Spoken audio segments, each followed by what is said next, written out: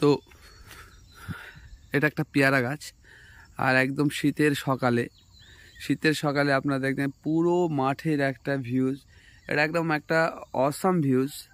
এখান থেকে পুরো সরিষার ক্ষেত এবং উপরে কিছু প্লান্টেশন করা হয়েছে, যেখানে লঙ্কা গাছ, আর এবং এখানে খেজুরের রস এই মাত্র এক্ষুনি একজন মানে এখান থেকে ডিসক্লোজ করেছিল।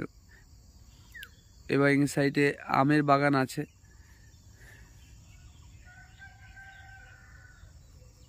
এবং সাথে করে আমরা যাচ্ছি,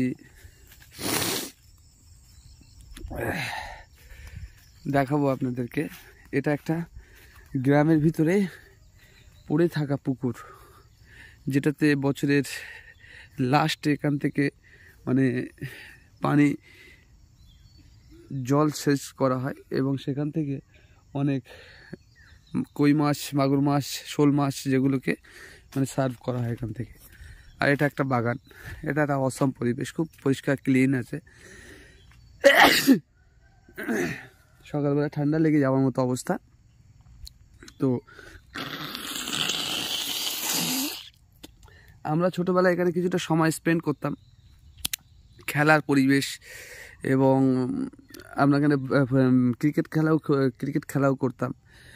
এবং এই সাইডে দেখতেন একদম ঘন জঙ্গল, যে বাঁশের বাগান, এটা একটা বিরাট বড় পরিধি নিয়ে বড় বাগান আছে, এটা আমরা ছোটোবেলাতে দেখে এসেছি। এবং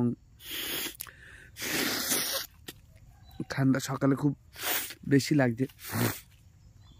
আর এখান থেকে একদম পুরো এই মাঠের যে ভিউজটা দেখছেন, পুরো একদম একটা অসাম পরিবেশ একদম দেখা যাচ্ছে। তো এটা অ্যাকচুয়াল গ্রামের পরিবেশ, এবং মাঠে যে গ্রামের যে মাঠগুলো হয় সেই মাঠের পরিবেশ।